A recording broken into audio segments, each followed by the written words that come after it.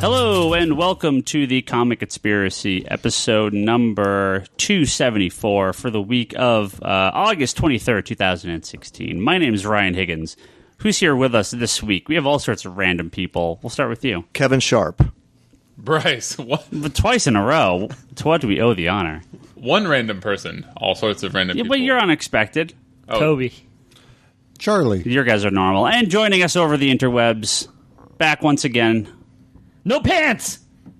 There he is. That's what we were waiting for. Yep. This is Julian. It's a three-peat. Julian, how's it going? Welcome back. It's going well. Thank you. Thank you for having me once again. Julian, Fun. Julian from the Nerdzilla Pants podcast. No That's pants. correct. No pants. We're welcome to have you back. Welcome back. We're happy to have you back. You've joined us for the worst podcast of this entire recording because last episode, where we talked about the Suicide Squad, was perhaps our most divisive yet, as we broke Bryce, angered the entire internet, banned people from Twitter, and generally caused all sorts of havoc and mayhem. And we're back to continue this conversation, I think, a bit. There was that much fallout from it? I felt like it wasn't nearly as bad as the Batman v Superman discussion as far as like the cutthroatness. Julian, let me explain something about what happened last week. The breaking of Bryce, such as he puts it, wasn't so much breaking of Bryce, but it was two things happened at the same time. If I can count correctly, I'll probably give you three or four. But Bryce just was so physically exhausted by the ineptitude in the room, coupled with the fact that he was told explicitly to tone it down for that whole podcast. I was not telling you to tone it down for that podcast. I was telling you to tone it down, period. Just an 8. Sorry. An 8. I've been told to tone it down forever. An okay. 8. So here comes Brock. I like having eardrums. I like not having my ears blown out when I listen to this podcast. Other people have told me the same. So Bryce, I want you to be as Bryce as ever. Just down just volume down a level. Just slightly. No, that's reasonable. That's reasonable. Less. So anyway, there was a couple factors, but please proceed. I'm back. What I'm hearing is that Bryce was broken last week, and now we're stuck with Azrael. Fuck. Well, I am just as crazy. Although that's a sort of a tall order. Man, Azrael was great. Man, the 90s were great. Well, Julian, we'll get to you real quick here in a second. But Kevin, I do want to ask you. You've had for Suicide Squad. I don't want to go on forever about what we thought of the movie, but you come from an interesting perspective. This movie, you've been on a few times before. You've had dealings with Hollywood. You obviously have had some connection to these characters. For people that don't remember, just go back and listen to our previous episodes that you've been on, including the Star Wars episode. Star Wars and BVS. Yep. So you bring us a very interesting perspective on this movie from maybe behind closed door. Maybe names can't be named. Well, yeah. Do you want me to talk about the movie or give you that? You can talk about what you think of the movie real quick. Brock is here. Brock doesn't have a mic, but Brock's here. He's back. I don't have an earpiece either. You'll survive. I know. Julian can hear you. You just can't hear Julian. That's going to be a fun conversation. He says, "Hello, Brock." Hi, Julian. So yeah, you give us your spiel. Okay, so you want me to? You sat a movie review first. You sat next to me and my wife, next to me and Leanne at the movie theater. I can see you cringing. I can see you like head in hands halfway through the movie. Okay, so yep, that's about right. Yeah, that is true. It feels like in like a folding chair. Yes, that is also true. I just wanted to be near Ryan and have another option. This is true.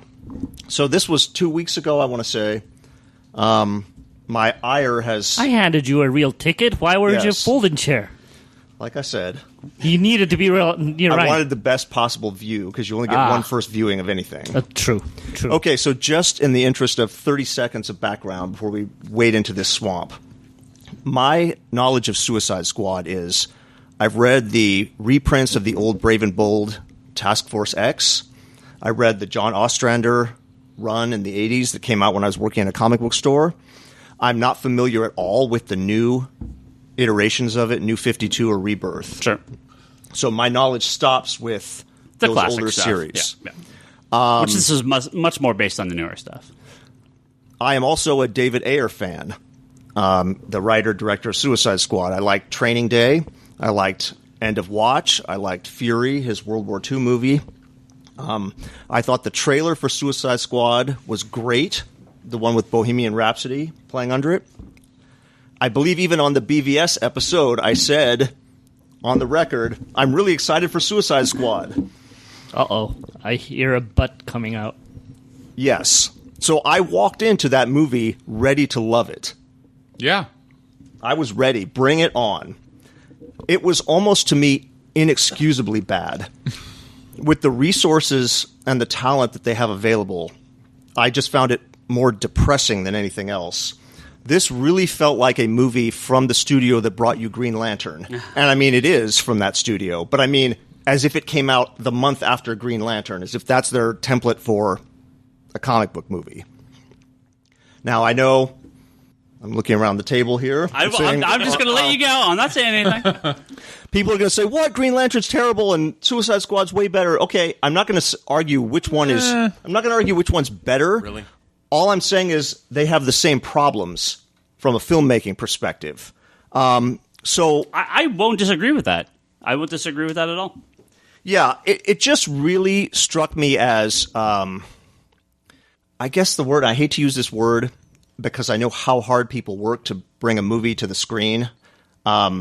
Lazy is just how it felt to me. Lazy. We have the beginning of the movie, then in Act 2, we're suddenly in Escape from New York. Then in Act 3, we're in Ghostbusters. And I'm going, what the...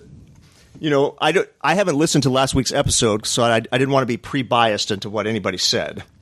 But knowing it only from the comics, it really fell apart for me from the beginning when the premise of the movie is we want to have a team of people in case Superman goes rogue, or the next Superman, I guess is how they said it. Well, why the hell would you put together this team, was my question. Of all the characters... So I understand from a marketing perspective why you want Harley Quinn. I understand from a marketing perspective why you want Will Smith. I get that. My point is, from a writing perspective, write it that it justifies having those characters in it. And so from the very beginning for me, this was on shaky ground, and it just got worse as it went along. And then, like I said, when I'm in Act 3 and I'm watching Ghostbusters starring the Suicide Squad on the top of a building with a portal... But monsters. They were not on top of the building. They were actually downstairs. Oh, which is even weirder. Yes. Because they kept hinting that they're going on top of the building, but they didn't. They actually went downstairs for it. And your whole mission is, well, we're going to stop the... I guess we're spoiler free here. Yes. So, okay, you're going to stop the Enchantress. I like it. No, yes. We're going to stop the Enchantress by planting an explosive underneath this temple. That's how we're going to win. Well... I'm watching it and I'm saying, well, you have commandos that can do that.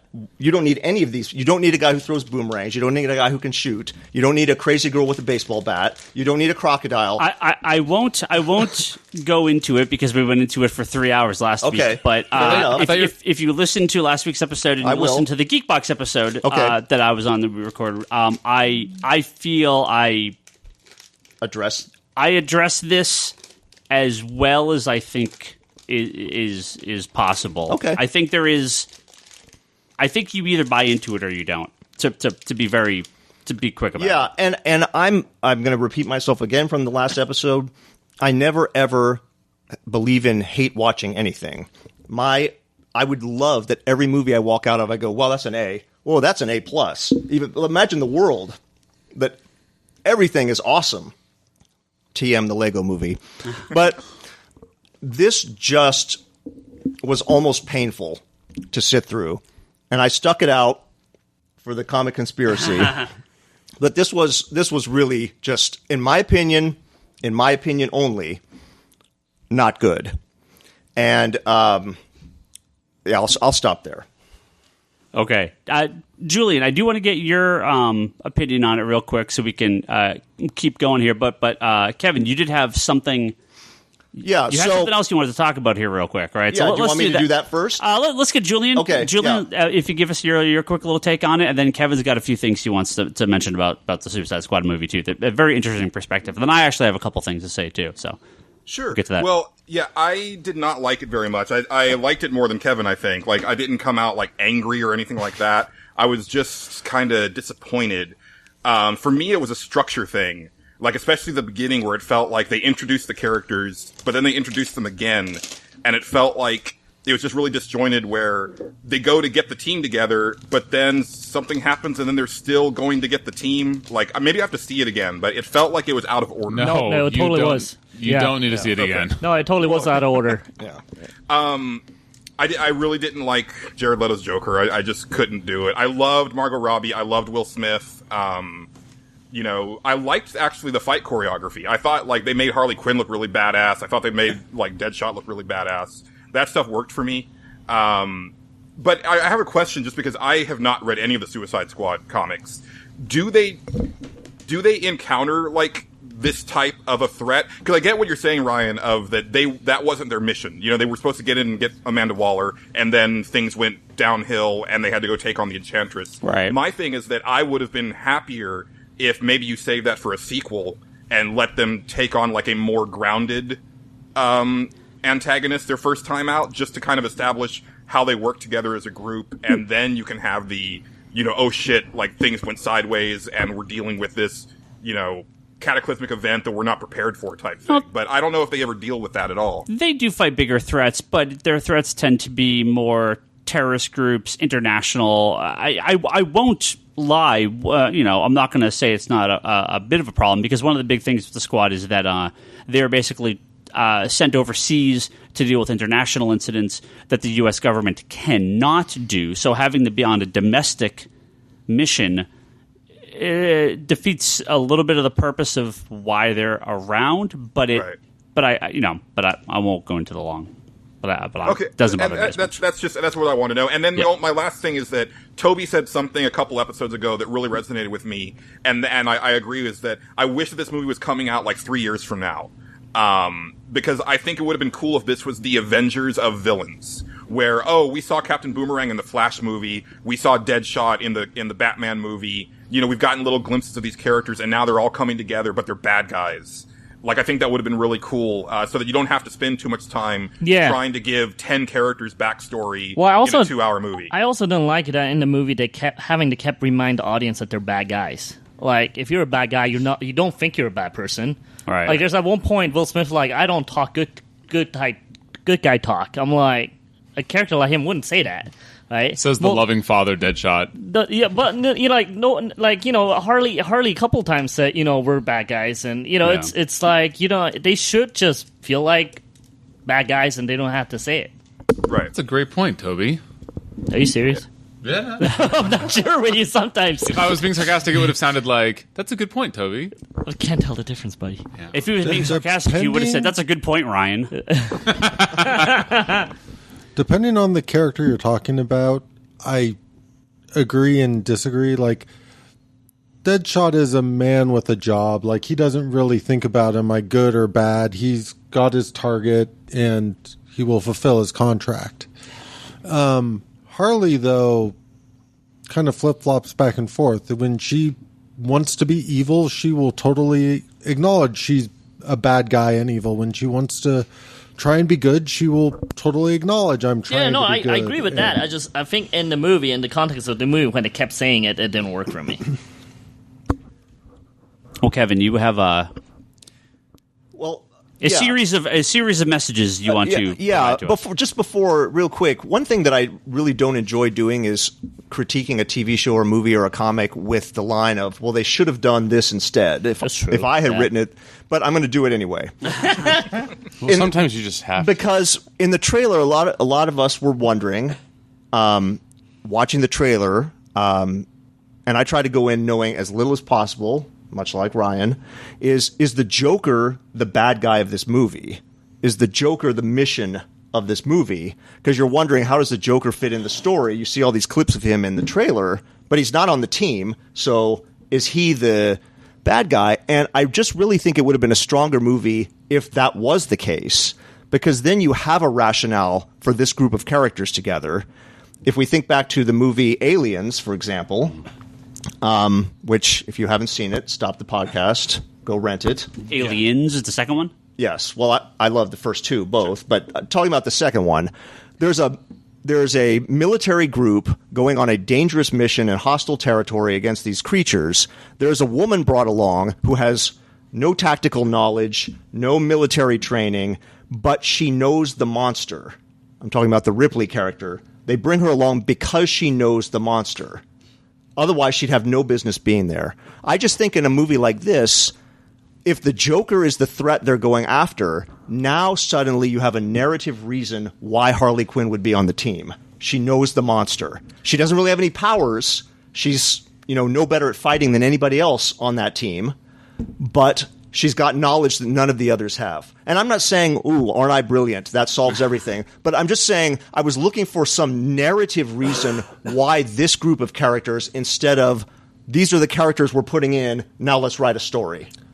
So the only kind of rebuttal I have to why Harley's there, because I've heard this over and over and over since the movie came out, is the same narrative and the same argument you get when the Joker appears in a Superman story.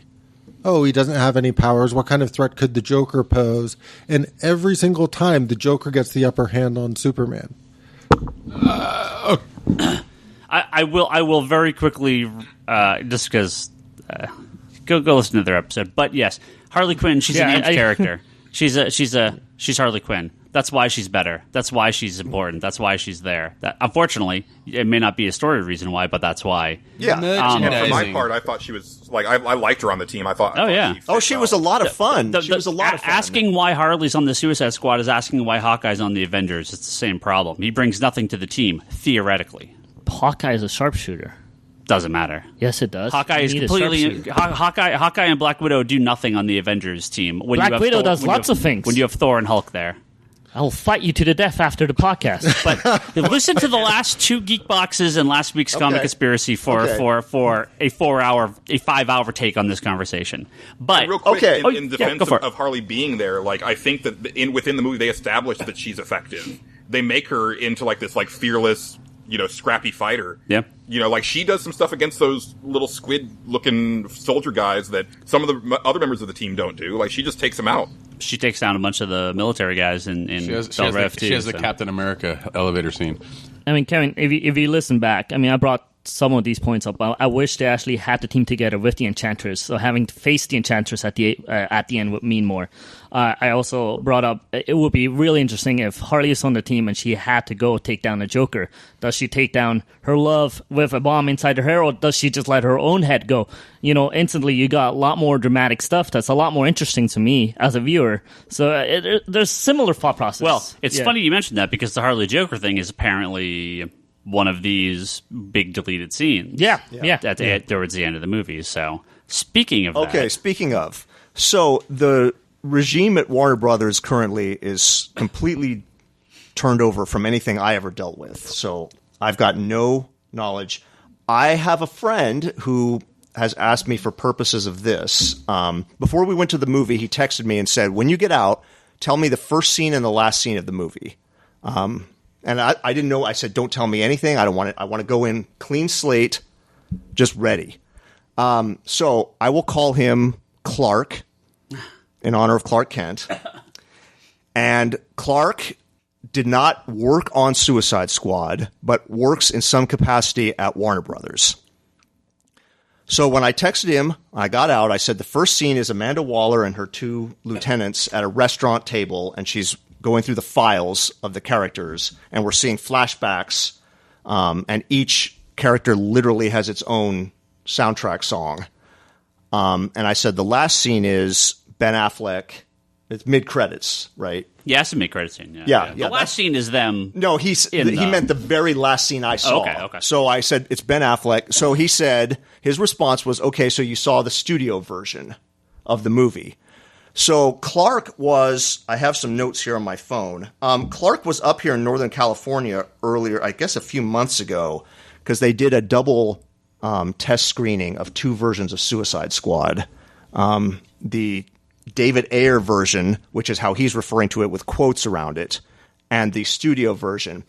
And I guess from just the notes that I took here, so I don't have to sit and read off a long list of things. No, please do.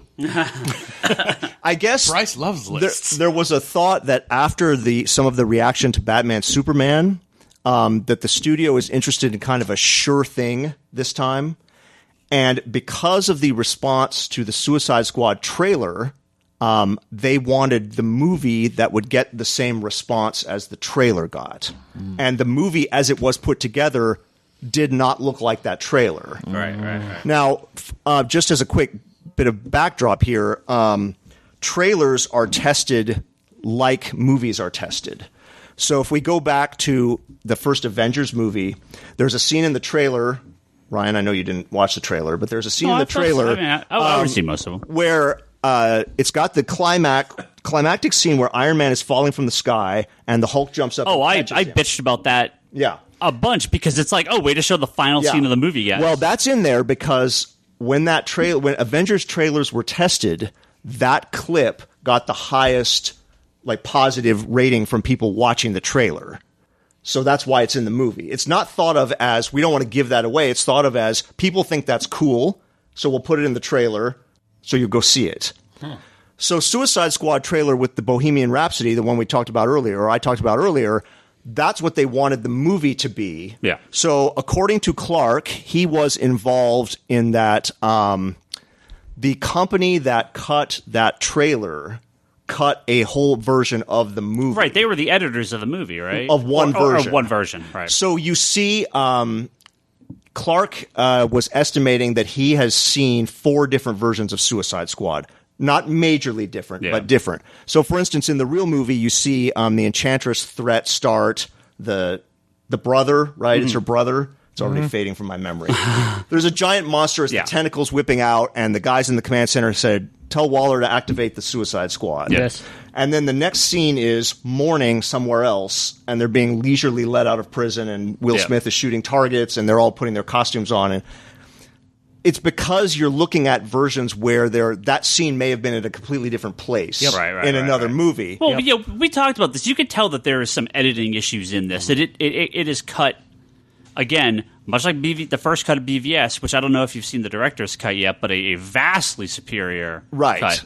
It's like, it might not actually be the filmmakers that are the problems here. It might actually be the people editing these movies. Well, there is a saying in the business that between the script and the screen, there are 8 million ways to die.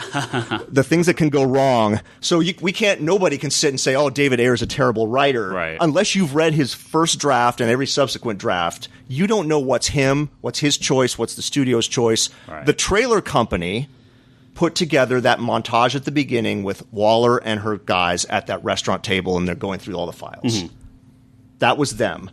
Because that has so much sense. That has the flavor of that trailer. You can tell. But, and I actually liked that as a setup. Too. Yeah, I did too. But the back half of the movie, you could tell, or the back 2/3, you could tell this is sort of it's kind of cut strange. It's all over the place. Yeah. So, for instance, you would have had, and people can go online and I'm sure find lists of things that were cut from Suicide Squad. But just a couple of the things that he mentioned to me specifically were Killer Croc doing business in Gotham City and facing Batman. This is before the capture.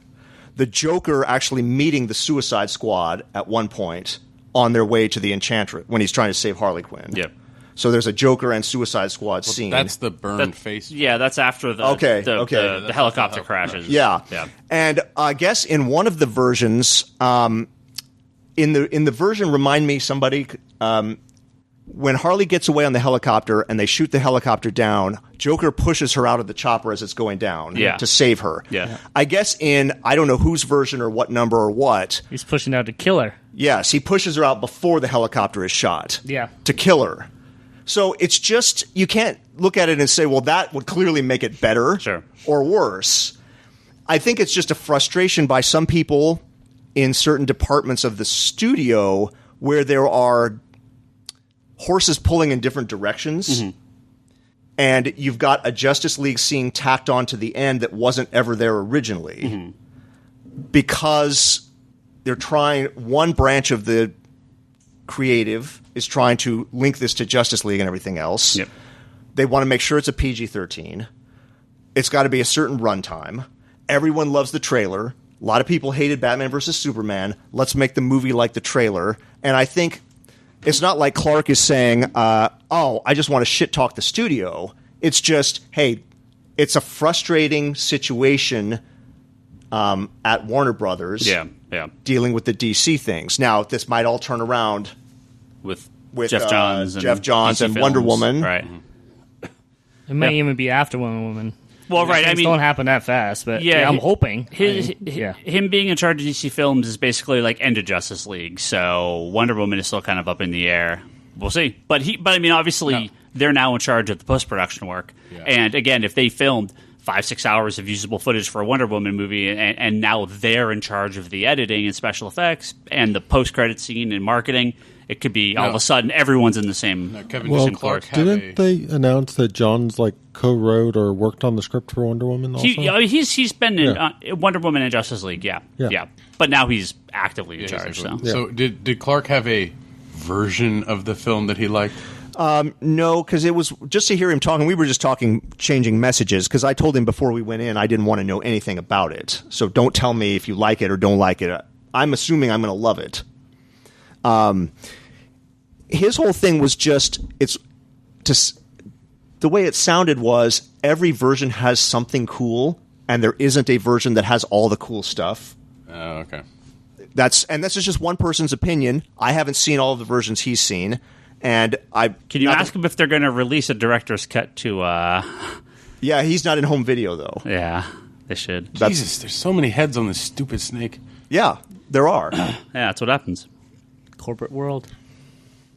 Anyway, I totally pick up a director's cut of Suicide Squad because I actually did enjoy the director's cut of BVS more than the original. Didn't fix all of my problems with it, but it fixed one of my biggest problems with it, which was like spending more time with Superman and Clark being the Superman and Clark that you expect him to be.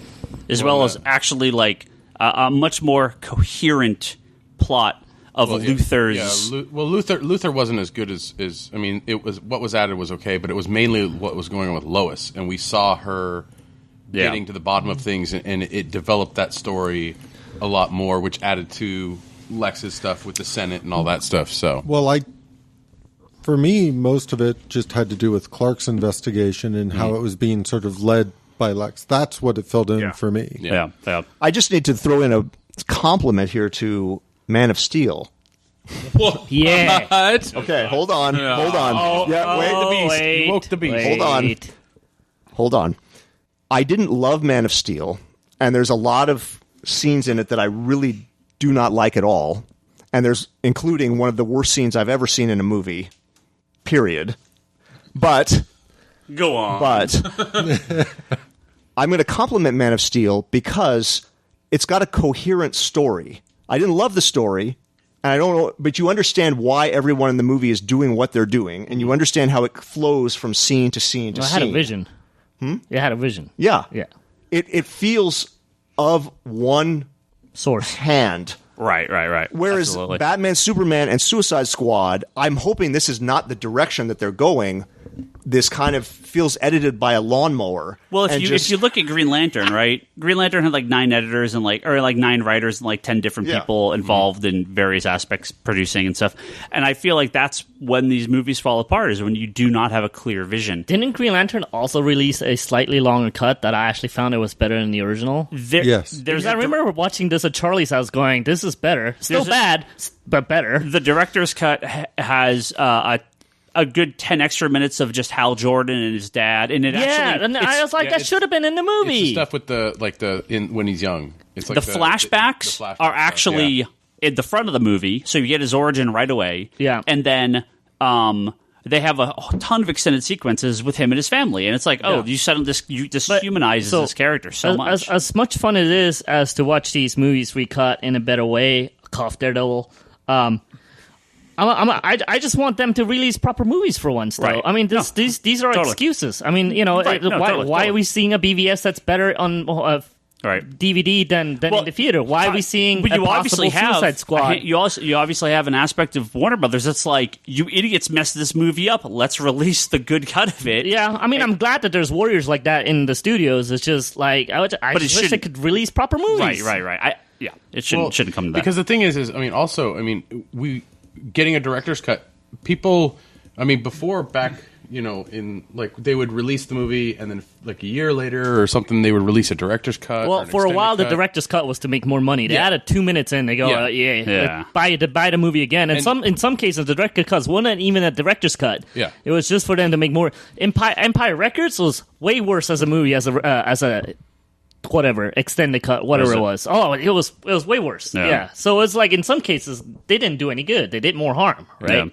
But now it's like. Just like with BVS, I'm glad that they did it, the Ultimate Edition, right off the get-go. Because it's like, you get it out of the way, you get it done, you're going to have more of a boost because of that. Yeah. So. There was a couple other things. I just can't help but think back to Superman 2's director's cut that came out. Which is terrible. Well, it came out so long after, but like people had rumors and stuff for years and years and years about scenes and stuff that never made it into the movie. Do you guys remember? You remember the Blade Runner suitcase DVD set that had like 4 versions of the film? It had 5. 5. Yeah. So there was a couple, 3 things I want to bring up real quick about Suicide Squad here before we move on to a couple of other things. First is a correction from last week. Me and Bryce and Charlie were having a big back and forth about exactly what cut the theater actually taken. Would you actually you call it a back and forth? That's how you describe it? Yeah. Okay, keep going. We were all wrong. So doing a little more research, the way me and Charlie were talking about how the studios kind of get like a sliding scale. That used to be a much more popular method. It kind of has fallen out of fashion in the last 15 years or so. It tends to be much more a straight cut, but nothing like 50%. It's that the movie theaters make less of a percentage on big movies, but they know they're going to bring in more money. So it's a flat cut. I don't know what the cut is, 15, 20%. I'm not sure. I have no idea. Because it's all negotiated at different levels for different theaters. But they get a smaller cut on the big movies and a bigger cut on the smaller movies. So something like Suicide Squad, that's a big movie at the end of the day. It's obviously not a little small indie film. So it would get the theaters would not make a ton of money off the movie. The majority of the money goes to the studio. So that's why you pay $4 for a box of candy. Right. The money the theaters make, it's all from the concessions. Along that line, I did some more research into the multipliers that you were having a conversation that we were talking about, and what exactly goes into what is considered successful. Read numerous articles through the weekend and tried to kind of get a grasp on exactly how this works. And the consensus that I saw from most people is that twice the operating budget is considered break even. So their marketing for a movie, Bryce, we're going to disagree with what you were saying, is never the same as production budget. No movie has a marketing budget the same as its production budget. It's usually a tenth to maybe at high 40 to 50%, but it's never equal. Well, because the marketing gets stuff from sales. Like, Coke says, "I want a Coke in here," and Coke pays to have that in. So that I think that adds. No, I'm talking like TV, like marketing, like no, I know TV ads, trailers, stuff like that. So, but like Coke or Pepsi or somebody's like put something in a film. Coke pays them, so product placement is part of what the marketing. So marketing kind of makes money. No, product placement is something totally different. Product placement is what a lot of films can use to recoup. Bryce will roll his eyes because I mention it every time, but Man of Steel being profitable before they sold a movie ticket because of their product placements. That was horrible about and that the tax cuts and all the operating benefits and rebates they got for filming in certain areas. You see this a lot. Like Walking Dead is super cheap to film comparatively because Georgia pays a bunch into the production of the episodes to employ people from their state. Yeah, like Michigan has tax breaks. Canada and stuff. has a Canada, lot. That's why a lot of stuff is shot up in Vancouver. All the Vancouver stuff, yeah. So it's a lot cheaper. Shooting in California is expensive. Very. And so that's why a lot of times they'll go to other states that are cheaper. So twice your operating budget is break even. 3 times is generally considered success, and Squad will break $600 million by this weekend. So let's put that into success. It's at 578 as of today. So it'll hit your big 6. It will indeed. And, and no China either. So that's a well, it's doing 60 to 80 doing million. twice as well internationally than domestically. I don't know if you saw that. Yeah, which is a lot. I mean, for a lot of big superhero movies, it's become crazy common. Yeah, and obviously they don't get the same cut from international as they do. So those are negotiated. The best quote I saw was nobody knows anything about how this works. Yeah, because it's so convoluted. That's what I was. Wait, hold on. How many do I have? Just 1 second. I have 9. But I do need to read a great email. Playing Hearthstone. But you should before you read that great email, everybody should just keep in mind when you're reading Bleeding Cool or Comic Book Resources or whatever site is your choice, where people are saying, well, Suicide Squad has to make $800 million to be. Unless that person is working in studio accounting, you're just throwing numbers, you're pulling them out of your ass. Right. Okay? Nobody's going to say this is the amount it needs to make to be profitable because you don't know. Right. Yes. Okay. That's sort of. Thank you very much. That's what I was going to say. Was that when I was telling my story with tons of caveats about how little I knew last week, and you both interrupted me about how you had your own version, and you ended up being wrong anyway. Thanks for. Well, at one point it seemed we were right. We were right from a certain point of view. Yeah, in your own head you were right. So anyway, from 10 years ago. Anyway, so yes. I guess I wasn't clear enough on my caveats of how I don't know enough. But anyway, all I want to say is a couple things. First of all, we can agree that nobody knows anything in terms of the black box that is Hollywood accounting. Yeah. Fair? Yep. Okay, good. Yeah. Good talk. Second of all, we can also agree that they had incredibly higher hopes for this movie, and it has let them down severely monetarily, and I don't know that you can claim that. It is crazy to me that you think that you would call this a financial success. I don't see. There's a difference between a financial success and hoping for better. I mean, do you think this was going to break a? Thanks for that. Do you think this was going to break $1 billion? You're not going to say that it wasn't a financial success as long as they didn't lose money. It's either a wash or they made money. That's incorrect. Because every studio gets X number of tent poles per summer. Fair? Yes, it is fair. So Warner Brothers gets, 1 or 2 per summer? This was one of their 1 or 2, and they will... So, look, nobody knows how much money they make. I read some stuff that said 50%. You read some stuff that said that they recoup 2/3, and now you're saying that marketing is only 1/10. Whatever.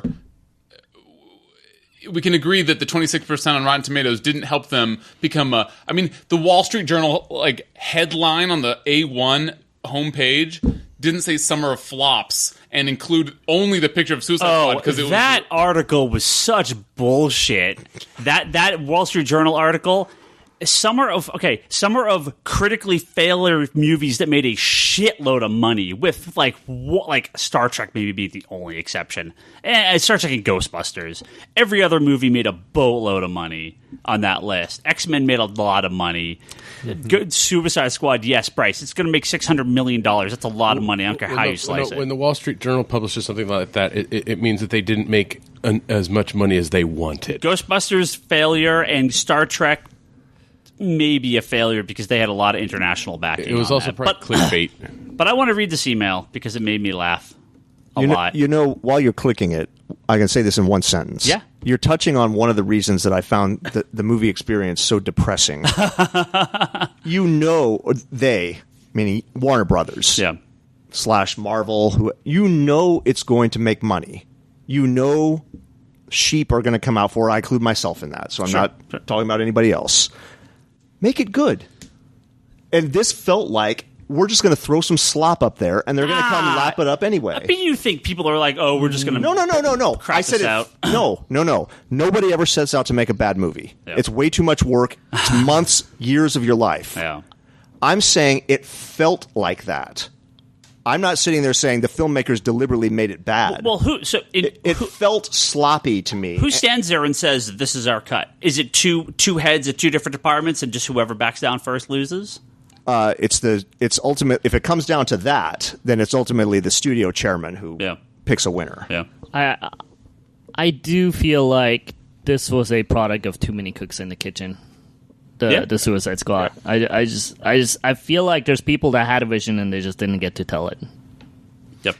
The email. I'm going to read this email here. Let's get to the email, please. He's from let's say this man's name or woman's name is Max Dillon. That's a great name. Maybe I thought you were going to say his name is Bruce. Maybe some of you will know.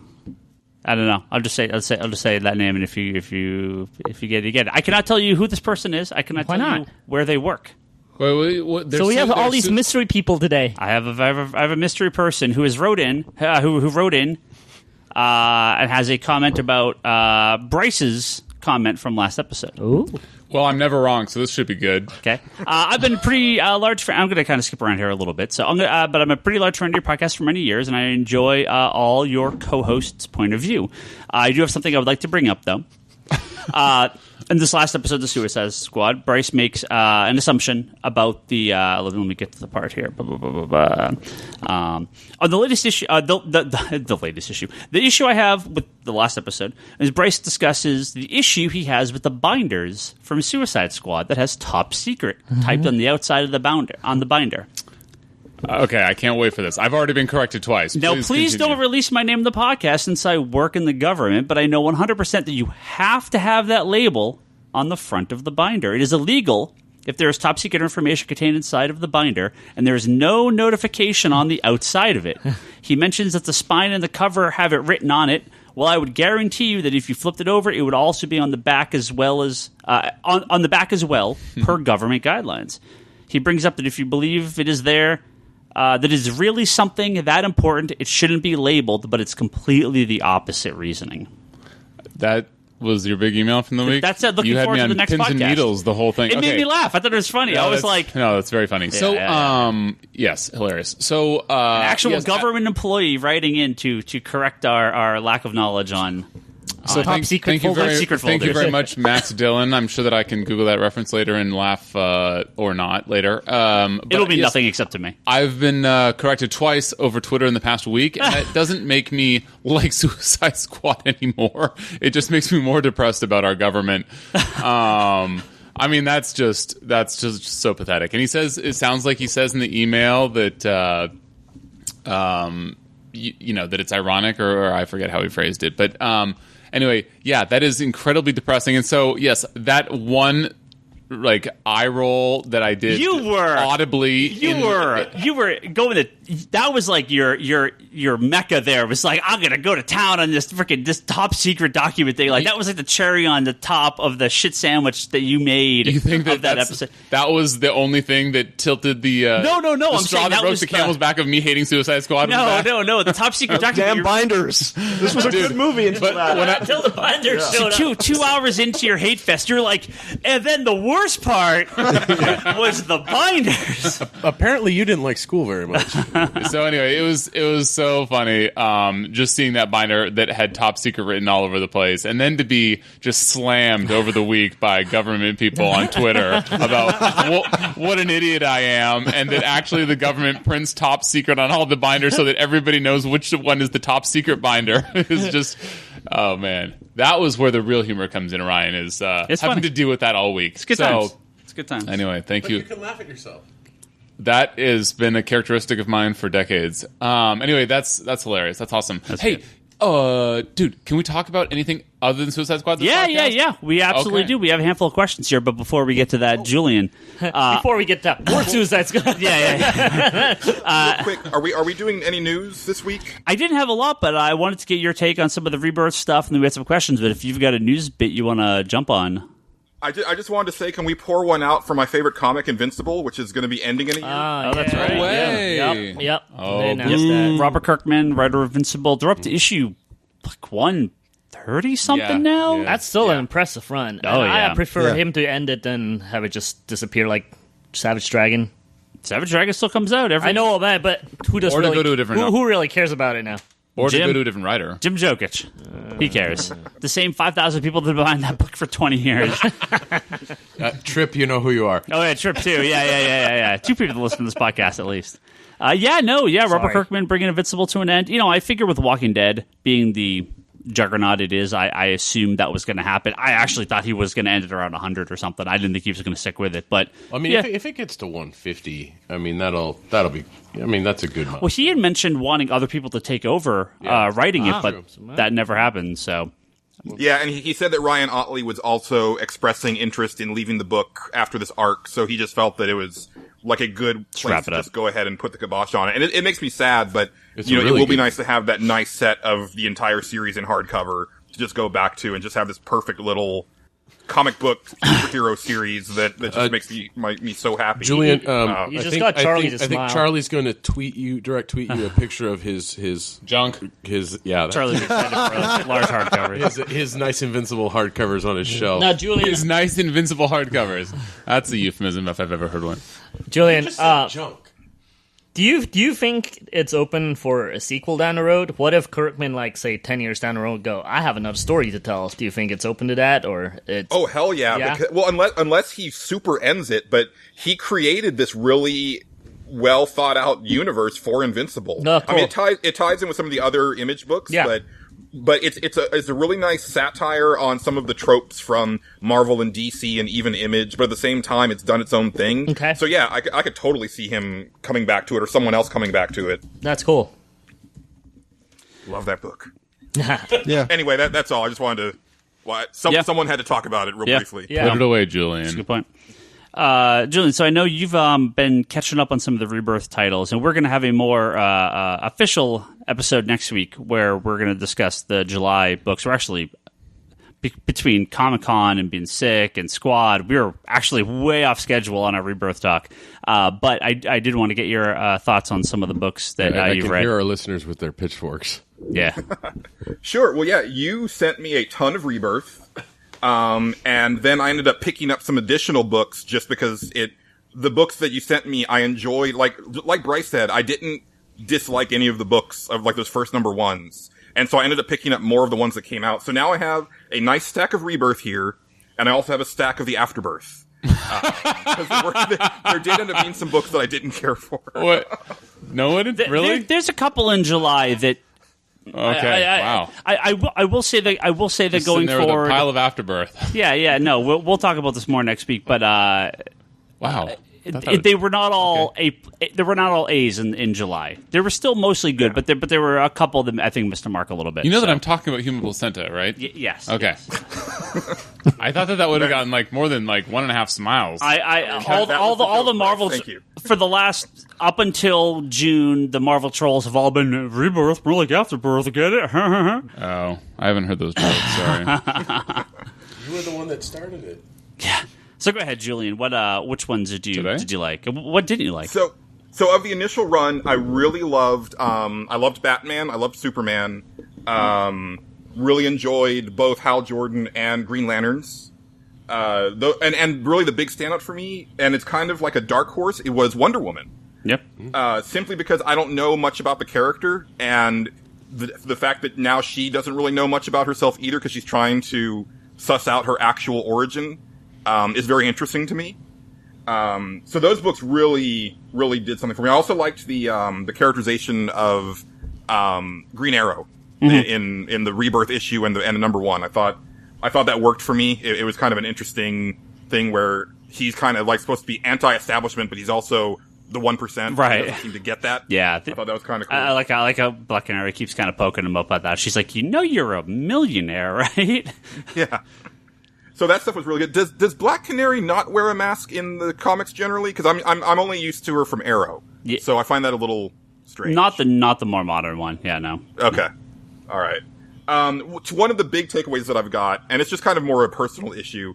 There's a whole hell of a lot of people wearing S's and bats on their chest now. Yeah, there is. Like too many. I picked up Superwoman recently. Did not like it.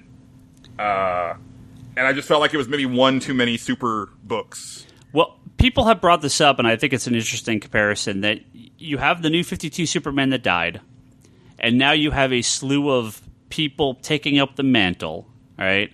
It's like, where have I heard this before? You have Azrael coming back in upcoming arc of Batman.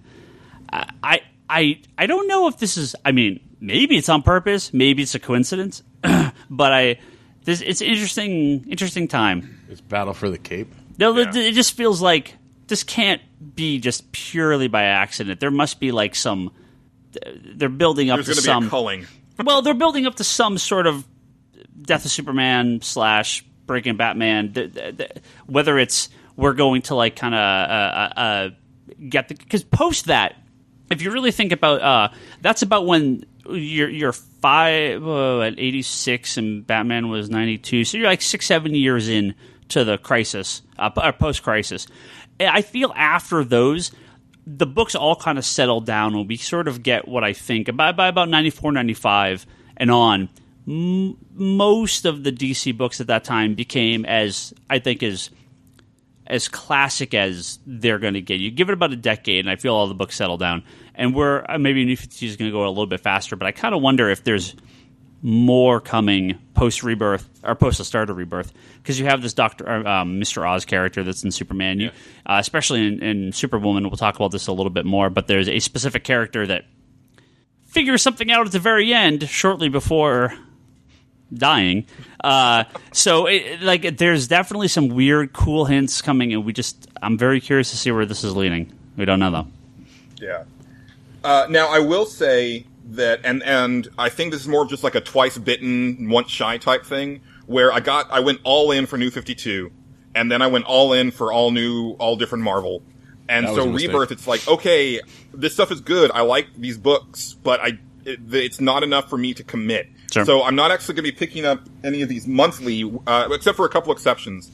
I think I might end up picking up All-Star Batman, even though that art is just, it is what it is. But, oh my goodness. Did you like the Bug Brigade? No, I didn't. But I thought that the story was interesting. I also liked the backup.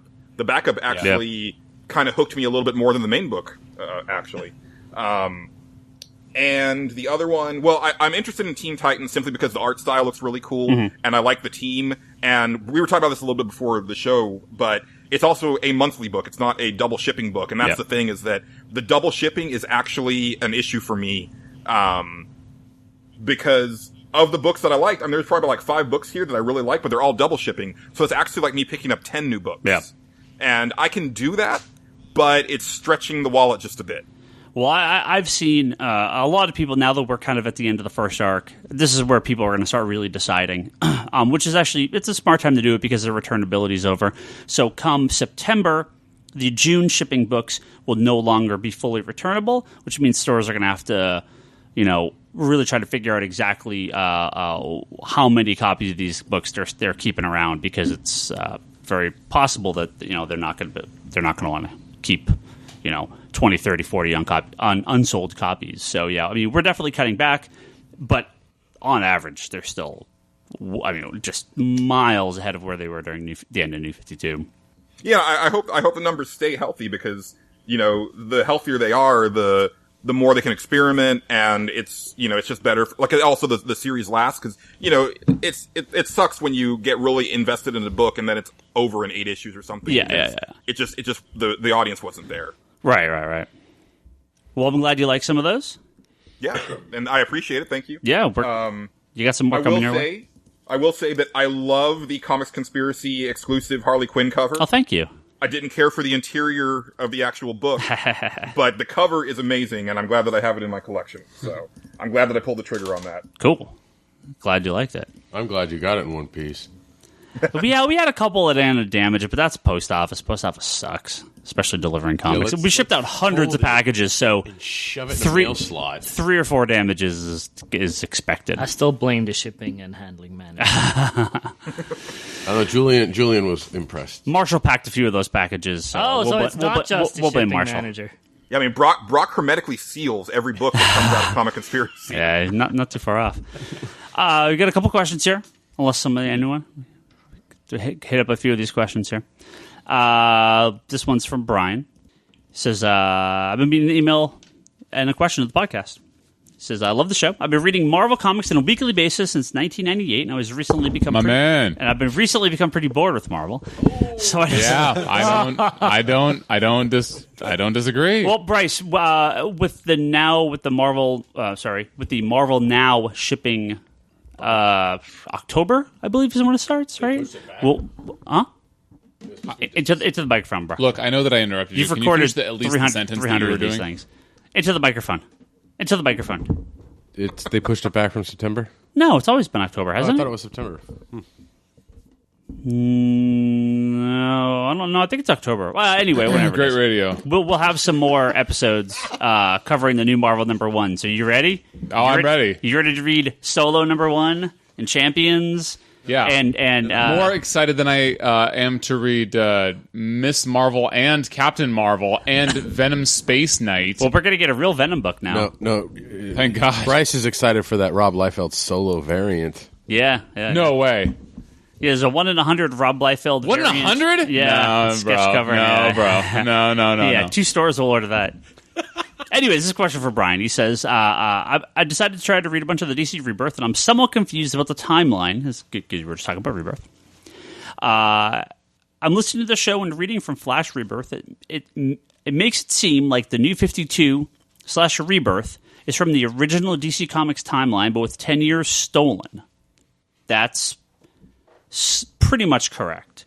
But reading Action Comics and Superman, it makes it seem like Superman, Lois, and Jonathan are from a different universe, not from pre-New 52. Is Superman confused because it doesn't know time was stolen? Am I confused because I'm aware of DCU history? Help. So it does seem like this is what's going on. You have the original universe, or the post-crisis universe. Yes. You then have the Flashpoint event. During Flashpoint, the universe was completely changed for this, think Age of Apocalypse, any of these big crossovers. And when they come back, 10 years has been stolen. So while it is theoretically the same universe, it is a changed that they are basically kind of almost something's missing from the universe, and that's the 10 years. They're kind of on their own past, almost, if you will. It seems like they're sort of reliving events. Now, they said the New 52 was a completely separate universe, not connected, nothing. It seems that they're kind of walking back on that, so we don't exactly know. But yes, Superman, Lois, and their son Jonathan, they are from the Flashpoint books, the Convergence books, which continued the story of the pre-New 52 DC universe, but they were taken out of that dimension before it went away, and they were stuck in a little bubble dimension with Brainiac, and time flowed naturally. So Lois had her kid, and now they've been on the New 52 Earth for a number of years. So they are technically, yes, from the earlier universe, a continuing version of the earlier universe, but it's also the same universe they're in. It's a little confusing. They're technically also a future version because Lois and I know, I'm sorry, Charlie. They're technically a future version because Lois and Clark hadn't had Jonathan yet. Right. So this is before. This is at the end of the pre Flashpoint. She was pregnant. Yeah. In Convergence, she gives birth, and then in the Superman and Lois and Clark comic, the kid's already 6 or 8 years old. They've been on the New 52 universe for a number of years now. They were one of the few survivors of Convergence. Yeah. So they are both in their universe, but it is also time has changed around it. Yeah. So thank you. That actually clarifies a lot for me. I appreciate Jeff Johns going to the trouble of trying to rectify the New 52 with the pre-crisis or the post-crisis stuff. Right. But I feel that also really messes up the Batman timeline, and it really makes me wish that they hadn't rejiggered and actually just gone ahead and done a full hard reboot with New 52 because they've sort of time maybe slowly slipping back in, especially the Batman universe, because they're starting to address the fact that we've all been Robins and it hasn't been 3 months. Like we've actually been Robins for significant periods of time. Yeah. So I feel like each writer is sort of like, just do what you want to do. We'll figure it out later. We'll release a John's written one shot that will have like 6 prints. And Yeah, I don't think they're holding to that 5-year time period quite as hard as they were during the New 52. Well, that's good. Yeah. All right. Now, do we have another question, or would you address that one? Nope, that's our big question. So we got a few things on Twitter here. I would have a comment from Brock's friend Mitchell. Our friend Mitch. He says he went through a Suicide Squad opinion real quick. He says it was okay, but it should have been greater. We've seen comic movies be amazing, and it is okay to expect more. I don't disagree with any of that. Yep. I think it could have been better. I definitely had fun with it, but yeah, I don't know. What are you gonna do? Here's a question from Leonardo. He says, "What's the most illegal thing you've done?" Let's not answer that. Let's move on to the next question. I had a good answer for that. Oh, do you really? Yeah, well, kind of. It's a cop-out answer. So, what was his name? Leonardo? Yeah. Well, Ninja Turtle jokes aside, Leonardo, I have done a lot of white boy illegal things, which is to say, What does that mean? non-harmful, like preppy white boy. I think I'm so tough. Did you shoplift once? God, I have like the worst jokes, and I just don't even want to say it. Good sharing. Anyway, yeah. So, just, suburban vandalism and suburban shoplifting and suburban, like all this. I did Skateboarding on the sidewalk. Well, yeah, but that's not a crime. Let's see here. Once I got found out, like chased down by the cops, and this is like so ludicrous. You guys will love this. What was I doing? My friend and I graffitied the side of this ice cream parlor. Cable forever. Just No, it's even worse or lamer than that. It was we did it in chalk because we knew that we'd be really fucked if we got found out and if it was in paint, and so we did it in chalk. And so how do you even graffiti in chalk? It was big chalk, and we wrote a bunch of shit on the side of a wall in chalk. Was it the hopscotch or something? Like, what do you? No, there was some language that may not have been necessary for the side of a public intersection. But anyway, so that was interesting. I got a jaywalking ticket once and proceeded to not pay it because I was young and an idiot. And Are you Ryan Scott? And I was like, Beat me to it. I was like, you know what? I don't need to pay this ticket. What could go wrong? And then I got woken up from some teenage stupor one morning with my mother saying, "What the fuck? Why do you have a warrant out for your arrest?" The courthouse went on to send my mother send to my house, and I was living with my folks. The courthouse sent a warrant for the arrest of Bryce Larsen notice because I was so delinquent in payment, and I was like, "What the fuck? I didn't know you." Were you buying Star Wars Episode 1 action figures at the time? Because maybe you were there with us and we just didn't realize it. I'm sure that's a good joke. No, do you know this story? No, I don't. Me and Ryan Scott took the bus down to Toys R Us when the day the Star Wars Episode 1 figures got released. Yeah. And we crossed the street on El Camino down here to the Toys R Us right down here. And a cop sitting there, and he hits his lights, and he goes, "You guys just jaywalked right in front of me. I'm giving you both a ticket." And I paid it. Cried? It's like $40 or $30 or something stupid. Yeah. Ryan never paid it. Got the exact same situation. Got a bench warrant and did this to his house. Was this the what was the most illegal thing we did question? Yeah. Well, I will not admit to any of that stuff, but I have somewhat a nerdy story related to that. Once, as I was younger, not at any store I worked at, I decided to shoplift a Spawn #1. Now, I felt so guilty Out of about the quarter bin? Or No, it was still in the single issue bin, but I felt so guilty about it that a few weeks later, or maybe it was months, that I actually snuck it back in the store. And I put it back. You did not. I totally put it back where it was. Now, that would have been funny if they caught me putting it back. Of how I would explain it. I stole it a few months ago. I just decided to bring it back. Or luckily they didn't catch me. That is nerdy. On That's either great. on either end of it. But yeah, I felt so guilty that I was like, I couldn't, because every time I read it, I'm like, I felt bad about it. So I was like, no, I'm bringing this back. So I put it back where I took it from. So I just borrowed it. That's adorable. Kevin, Julian, you guys want to admit to anything horrible here? I'm a habitual rule follower, so I unfortunately don't have anything. Statute of limitations off? Statute of limitations is up on me shoplifting a Mego Robin the Boy Wonder doll. The greatest of all of them. This is totally just a question for Toby here because no, I'm sure maybe some of you guys may have some answers to this. This is from Ryan. I don't know what that means. Huh? The party on Saturday. Oh, Do you want to be on the list? yeah. Okay, if I can. I'm not As promising. Bryce would say, good radio. Yeah, good radio. Sorry. And then roll my eyes. Secrets. This is from Ryan on Twitter, not me. He says, "Who do you guys pick to direct Justice League if you could?" Shit. This is a total cop out. But seeing those storyboards from why do I not remember this right now? The Fury guy. George Miller. Yes. After seeing those storyboards, they're freaking amazing. Yeah, he's executive producing all these movies going forward. Yeah. So But have not you seen those directing, but- storyboards No. from like? His take. I can just say that.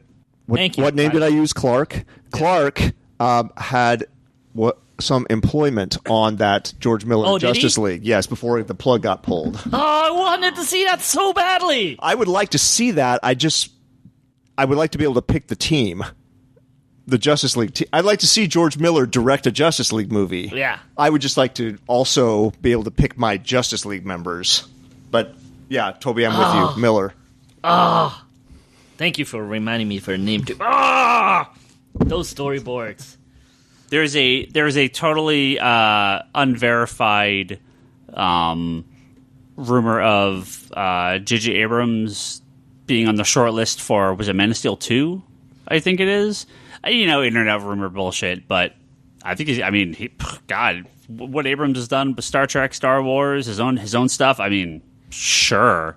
Yeah, pretty soon his stamp is going to be on everything. It's just going to Yeah. be Disney followed by his logo Yeah. over and over and over. But the other fun thing, Bryce, I'm going to give some props to Marvel Studios here, My man. is instead of just saying, oh, J.J. Abrams, Spielberg, for your contenders, it's pretty cool when they pick somebody from, I'm going to use air quotes here for the listeners, out of nowhere, meaning Like somebody David you Ayers? don't think of No, Brian as a Johnson's big not out budget. of nowhere, though. What? Brian Johnson's not out of nowhere, though. No, somebody you don't think of as a big budget comic book movie director, like the Russo brothers, for example. Yeah, sure. Famous for Community, now are spearheading Captain America and Infinity War, and so Fine job too. yeah. So, and the director of Thor 3 is the director of a movie called What We Do in the Shadows, a vampire comedy. The fucking Kind of like New a Zealand, mockumentary, wasn't it? Yeah. Yeah. The New Zealand. Yes. Yeah. Why am I fucking? Well, look blanking at the what's name? his face that directed Green Lantern. He was he did Awkward James Falcons? Bond. What is that? Martin Campbell. Yeah. And then David Ayers, right? So it's like Yeah. DC's done, or Warner Brothers has done it as well. Just it hasn't worked out for Right, them. yes. I think they get good people to work on it. They just have too many fingers in the pies. So I think on a Justice League one, I would like to see Jon Favreau, since we didn't get to see him do Avengers. Like, let's just give him like a big budget team and see what he can do. Fair enough. Yeah, I'll go for that. I'm down with that. I just don't know directors, and I couldn't tell you a nobody director because I don't know them. Right? That's yeah. Well, the director of Jurassic World. Yeah, out of nowhere. I'm actually huh? really happy for him. Yeah. I'm really happy because I could have gone either way, right? I'm really happy for him. Yeah. Jurassic World was so good. Yeah. I know very few directors, and most of them I'm just like... People always are like, "Oh, you're gonna get like Bruce Timm or Paul Dini to do these," and I'm like, that doesn't always work though. Yeah. What they've done, what you do in animation, doesn't necessarily click over to live action. If Brad Bird, he's done some great work, but Tomorrowland just did not click for most. I liked it, but it didn't click for most people. But his Mission Impossible is cool. Yeah, but how much? But Mission Impossible was kind of. Wait, which one did he do? Not the newest one, the one before. Right? Yeah. Which I liked a lot better than the newest one. That was... both of them were good. If David Ayer didn't get to do Suicide Squad, I would love to have Joe Carnahan do Suicide Squad. And if they change the director for the sequel, I would love to have Joe Carnahan do the sequel. Are we still talking about Suicide Squad? Joe Carnahan, I'm not sure what the status is, but was attached to do the adaptation of Nemesis, the Mark Millar comic. Okay. Ryan's favorite. He's not just giving it to the other guy. The first class that's guy. done like 6 of his movies now. Yeah. First class guy. Matthew Vaughn? Yeah. Matthew Vaughn. Yeah, Matthew Vaughn's just not going to do it. All right, no more Suicide Squad. Squad talk. All right, let's have this question from Isaac. He says, what improvements or changes do you hope to do for Suicide Squad 2? Dream plots or premises? Bryce is just shaking his head. I'm just so Who's the next question on the list? And I was like, oh, perfect setup. I'm just so fucking disappointed. Julian, let's start Next with you. question. You weren't the biggest fan, but if they could, how familiar are you with the Squad, like the old comics or the newer stuff? Do you keep up on a lot of that? I unfortunately don't, but I know enough from listening to your show and listening to like Ryan Scott to like kind of get a handle on them. So I think what I would do is I'd get Guy Ritchie to do like a really like street level kind of crime. What? That's how ensemble thing. That's how I felt those trailers. Those trailers and the way David Ayers did Squad, it kind of was like a little Tarantino, a little Guy Ritchie, like that sort of cut. I'm saying not the same quality, not the same style exactly, but it's like you could tell they were sort of trying to mimic that a little bit, and it just didn't quite click. But I mean, I think it's the right direction. Yeah, and I know Guy Ritchie's kind of like a love him or hate him type thing, but I really love his Sherlock movies, especially the first one. And to me, it's like, okay, he can direct like some good like fight scenes and stuff. Mm-hmm. And he's got kind of like this look to his movies and a wit to his movies. So that's kind of like I just kind of see that in my head and it works for me.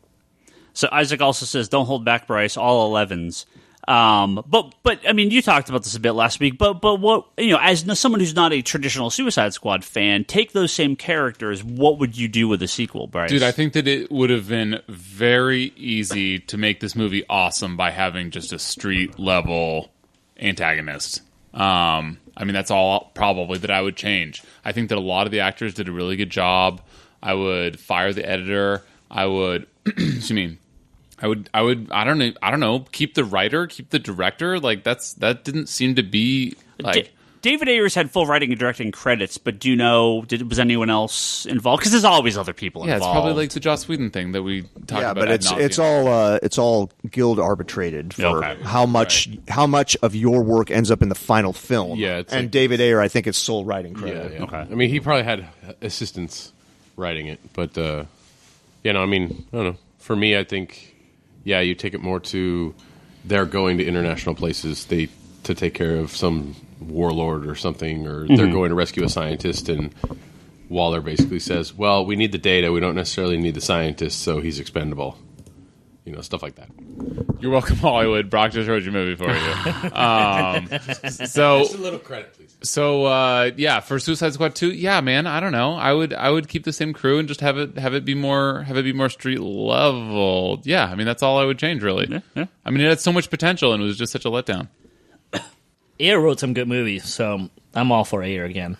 And I don't think it's his just fault. give it his vision, his direction. You know what? Did you see the movie Fury? No, that's one of his. I've seen like every single one, but that one. David Ayer, men on a suicide mission movie, basically, and it's really good. You think that's why he got the job? It's Brad Pitt and a group of their I wanted to see tank it originally when it drivers came in out. World War II. Yeah, I wanted to see it when it came out. I just never got around to it. That's the only one of his I didn't see actually. And you were saying End of Watch, right? Was the other one that was really good. So.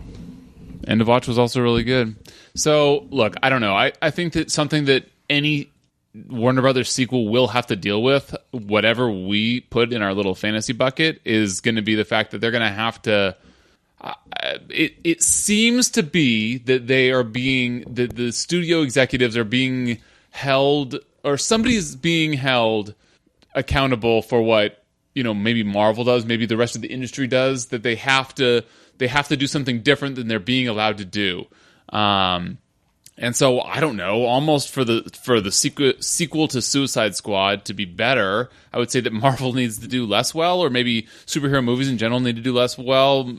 Big blockbuster movies need to do less. I'm not sure, but I feel like if those weren't as popular or successful, then they would have let David Ayer run with it, and he probably would have done a great job. I don't know. Julian, you had something? Yeah, actually, Ryan, can I ask you just one last Suicide Squad question since I have the experts here? Yeah.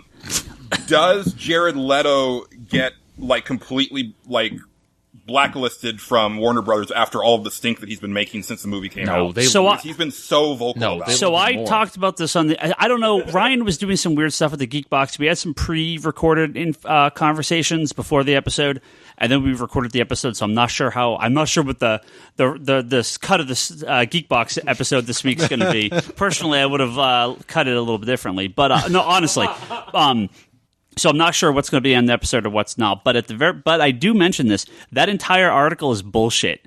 That entire piece where he's talking about how mad he is at Warner Brothers and all that stuff.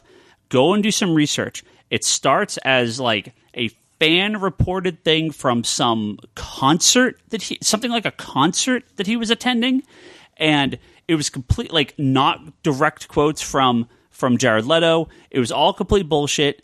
And it started on a Batman-news.com site. That's the original source for this rage that Jared Leto had. I actually, when we were talking about Suicide Squad, I was looking up this stuff. And it got picked up by one or two nerd presses, and then it just went everywhere. To the best that I've been able to find, he never said any of that. And it's the craziest story that he hasn't commented on these comments that he didn't make. Maybe he doesn't know or care. I have no idea. Yeah, but it doesn't care, just like nobody else in this podcast cares about talking for a fourth hour about Suicide Squad. Jesus Christ. Well, I was looking up some other stuff about Squad. but this is something that you might that you're talking about. What are they going to do? Because I think they actually. I mean, it seems to me they will definitely make one because you have two fairly well-received big science fiction, fantasy, nerd genre movies that came out this year. You had Star Trek Beyond and Ghostbusters. Very well-received critically. Both really pretty much flopped at the box office, right? Between the two of them, Squad is up almost 180 million over them combined. And those guys are... Star Trek will definitely get a sequel. Ghostbusters is... who knows? But... yeah, I think there's DC is going to obviously want to put Squad maybe on the back burner for a little bit, get on the other side of the Justice League.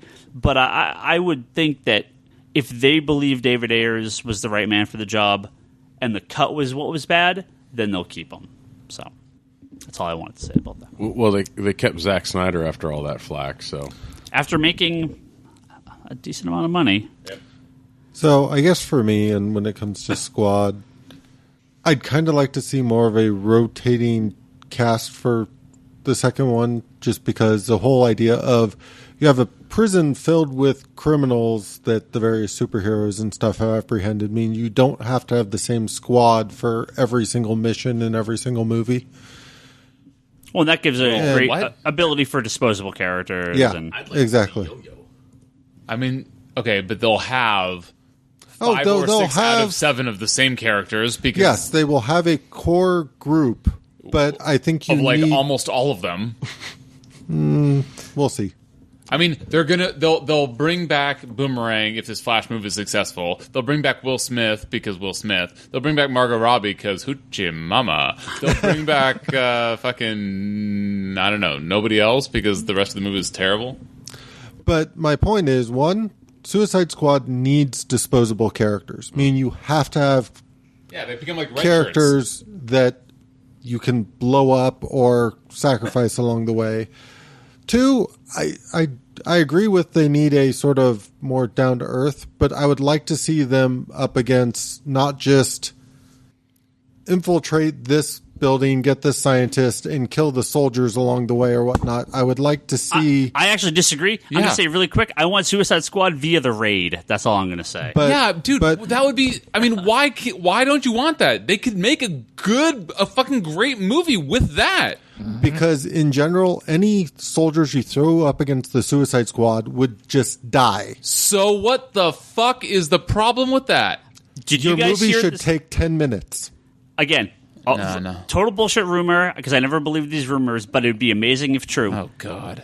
The rumor of what the Batman movie is... Oh, my God. Oh, yes. Arkham Asylum? Is Arkham Asylum via the raid.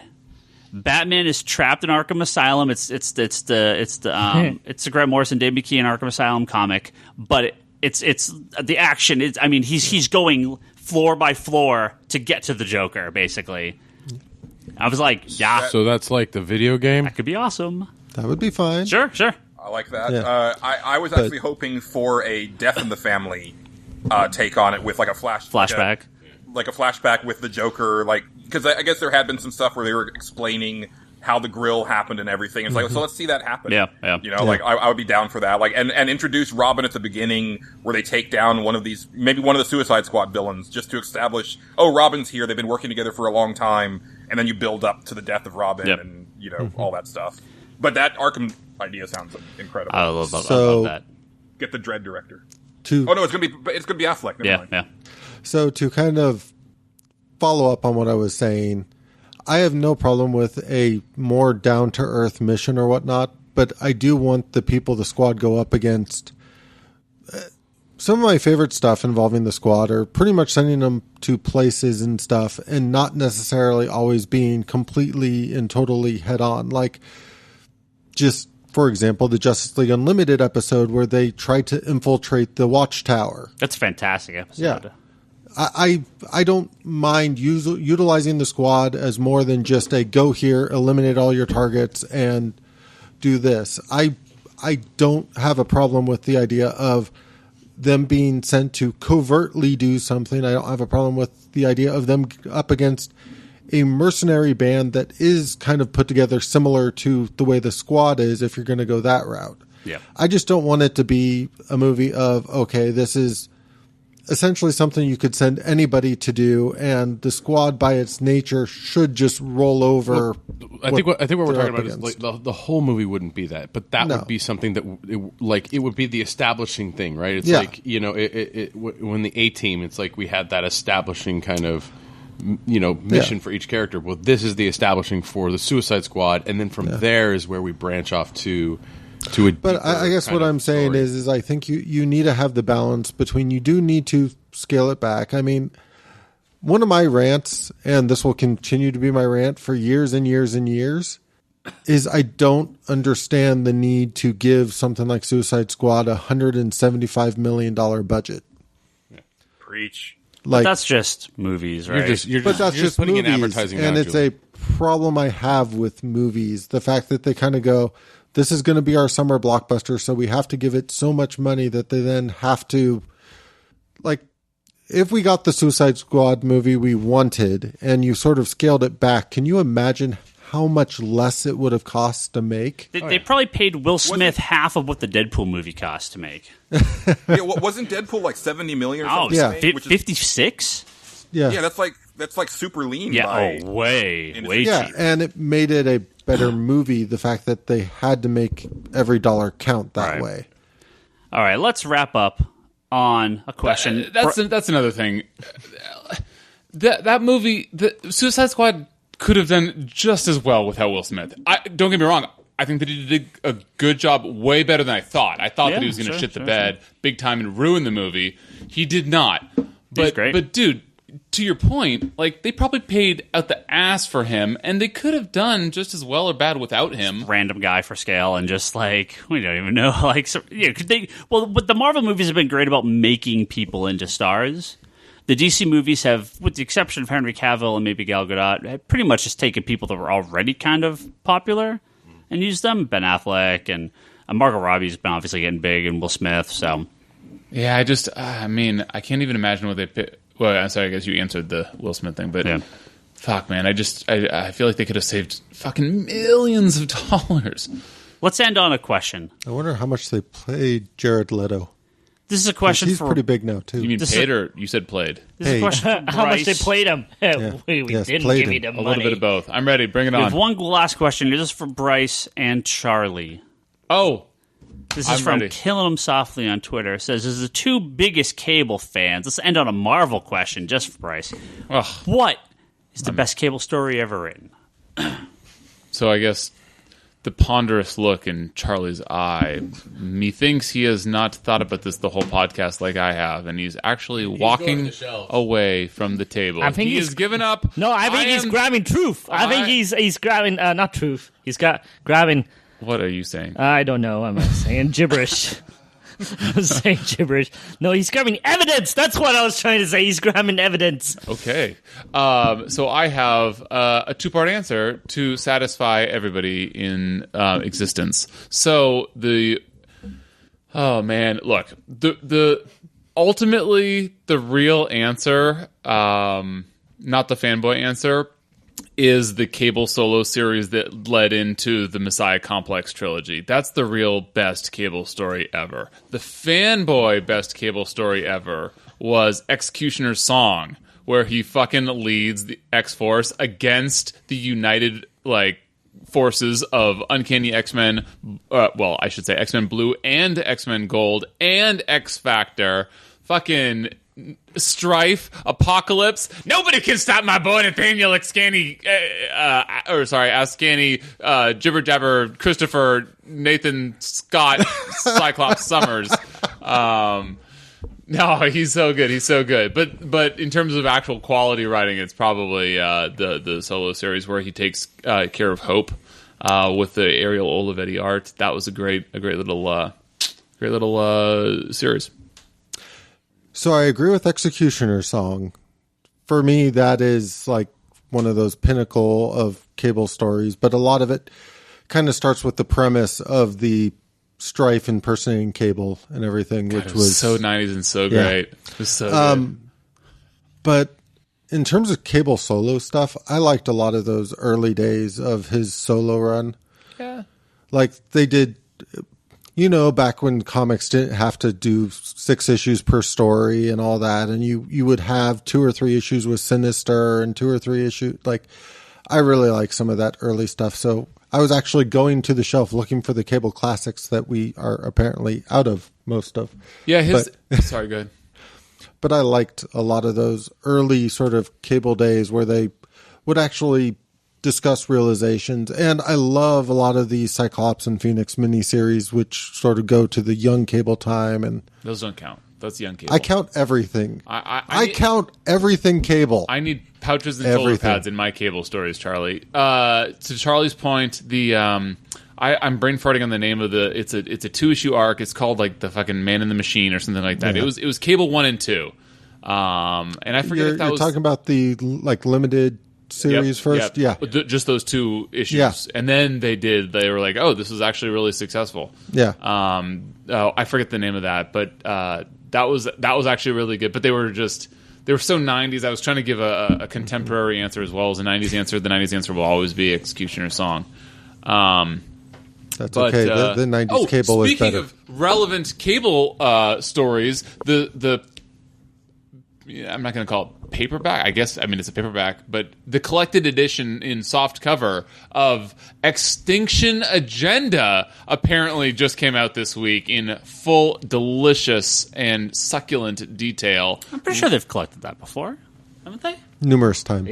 Yeah, but there's a new version on your shelf. What do you call that? What do you call that when, I have a soft cover of Extinction Agenda.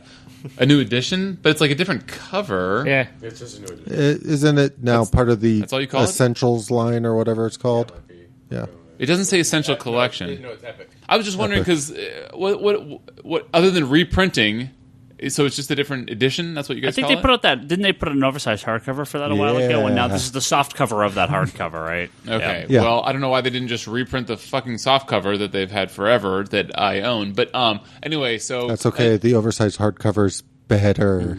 I don't. I also have the Executioner song in a nice oversized hardcover. It's Executioner, not Executioner. Anyway, I don't care. I'm going to pronounce it as I want to pronounce it. I mean, you want to talk about best all-time X family runs ever? Extinction Agenda is fucking up there. You guys should go to your LCS or order it from Ryan. That softcover of Extinction Agenda, fucking X's with a hyphen. Talk about my whole childhood. Extinction Agenda, fucking great story. What they haven't done since this whole Messiah Complex trilogy that I have such a hard on for. But yeah, that was really great. So anyway, that has some great Cable in it. Wait, yeah, that has some great Cable in it. A little bit. Isn't that when he's actually a baby? I think Silence. Oh no, I thought. Oh, Charlie's got to check the shelf. While Charlie checks the shelf. there's a look. Fucking audience. Cable's a time traveler. Give me a fucking break, okay? He goes back in time all the time. It's he's gone back in time and erased my memory of some of his stories. But he's awesome. He's the best. He has a fucking giant metal arm. He's got more pouches than Batman. He's got more shoulder pads than my mom in the 80s. They've just reissued the out-of-print Marvel Select Cable figure as well. That's coming back in the stock soon if you're a Cable fan. While Charlie's looking that up. It took place during the 90s in issue numbers of New Mutants, so obviously Cable was a full-grown adult. I don't know why I even said that earlier thing. Let's start wrapping up. I was going to say, I can't remember them having baby and adult Cable. I feel like there was something... While Charlie and Bryce figure this out, let's start wrapping up. While Charlie looks. Julian. Yes. Why don't you tell the lovely people where they can find you, what you do, and why you're not wearing pants when you do it? Yes, well, I am the host of the Nerds Without Pants podcast. No pants. And I would like to say real quick that we got at least one listener from the Comic Conspiracy podcast. Hey! Shout out to Xrian, who followed me over from my last appearance and has become a big fan of the show. Nice. So that's really heartening. That's what we wanted to see. We have just finished branding the show as far as the format goes. So you're wearing pants now? Real quick. No, we still don't wear Oh, pants. I was going to say. My slogan won't work anymore if you wear pants. No, the pants are gone forever. Oh, good. It's broken up into 3 segments now. We start off with something called the Stage Select, where we pick like a random topic related to video games and then talk about it for about 20, 30 minutes. The most recent episode was, the one that came out before, because our next one isn't until Sunday, so the one that's out right now, we talked about our top 3 weapons in video games. So it's kind of usually like list-based or something like that. This episode coming out Sunday, we're talking about what video game company we would take control of and what we would do if we were in control of that company. Then we roll into the Consumption Junction segment, which is we've always had that. That's where we talk about all the games and media that we've been consuming, since we recorded last time. So that we talk about all sorts of stuff there, comics, books, movies. And then we wrap up with Chrono Crossing, where we're going back in time every year, starting from 2015, and every episode we have to pick one game that's our favorite game from that year, and we talk about it. And those segments are interactive, so, we really love hearing from our listeners, and they chime in through Twitter, or at, our website at Pixelbit, and it's been a lot of fun. So I really recommend, if you haven't checked it out yet, definitely check it out. There's a new episode coming out this Sunday, and then the episode after that, it'll be episode 96, is going to be all about the PlayStation 1. It's going to come out on September 9th. It's the 21st birthday of the PlayStation 1, and the whole 2 hours will be dedicated to nothing but that. You young kids! PlayStation 1! The console can drink now. Exactly, and that's what we're going to do. We're going to take the PlayStation 1 to the bar and get drunk. The PlayStation event, is that the same?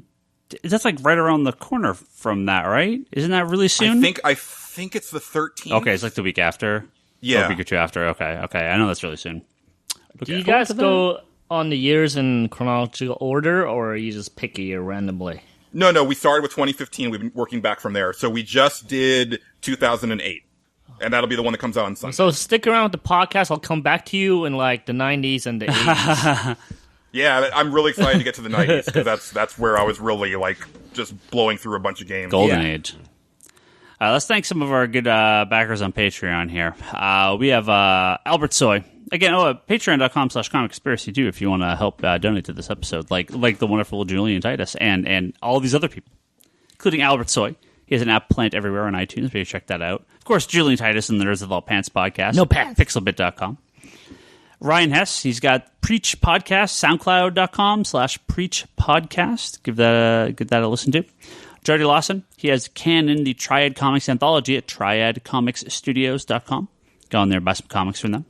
Joshua Redding, longtime listener, he's got the Tangent Break Podcast. That's on iTunes. And as well as Twilight of Ages and Dawn of Darkness. Those are 2 novels of his on Amazon. Make sure you check those out. Give them some good reviews.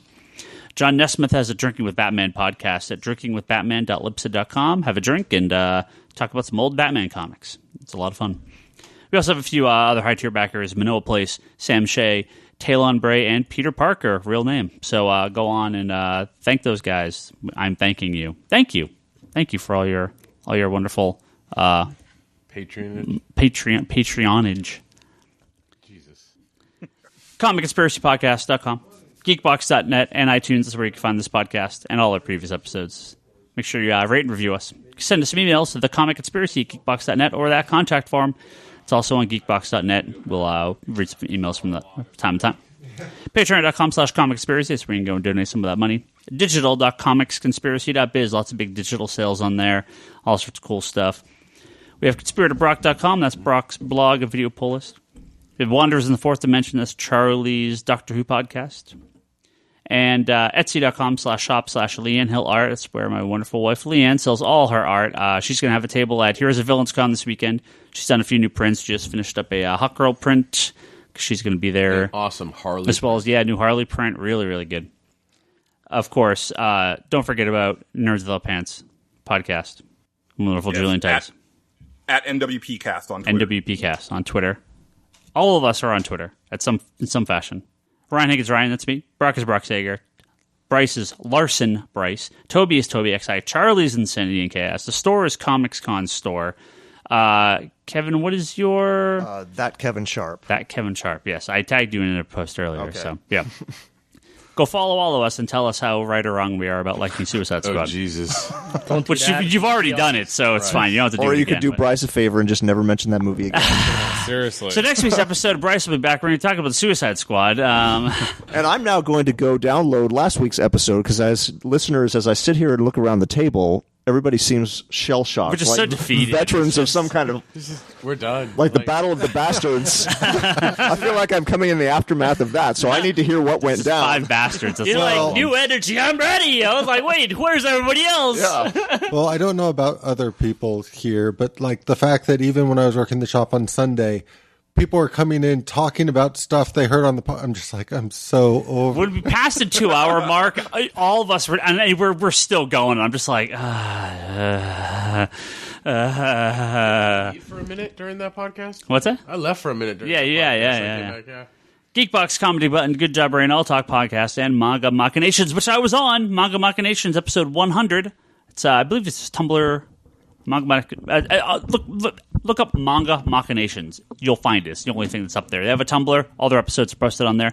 We talked about the pre-Studio Ghibli classic Lupin III's Castle of Cagliostro by Lupin the Third. Hayao Miyazaki. Very, very great. A great movie. I haven't seen that movie in friggin' forever, and Blu-ray was amazing. So I talked about Seamus Dakazu and Dark Fox 8, all the great guys on there from the community. So, yeah, a lot of fun. Talked about the end of Bleach, a little Naruto talk, and that. So, it's good times. Here's the villains. You're going to be there with Leanne. I'm going to be there with Lord. Yep, So come yep. and say hello at the booth. Lord Mesa, we had him on the podcast last year after Heroes of Villains. He's going to be there, as well as most of the cast of Arrow, bunch from Flash, bunch from Legends of Tomorrow.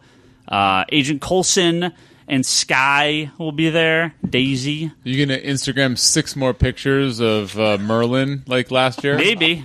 I'll Instagram a picture of me in front of Sky just being like, Toby will be with all his I'll kill you. his half Asian girlfriends. I'll kill you. I'll put you outside. Yeah. Once Upon a Time. A couple guys from Walking Dead are going to be there. Carl's going to be there. Little Carl.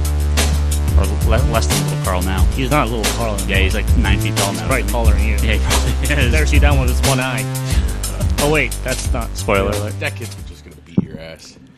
All right, thanks everyone. Thank you, Julian. Thank you, Kevin. And Yes, thank you, you, everyone Julian and that Kevin. survived another episode of this podcast. We'll see you next week.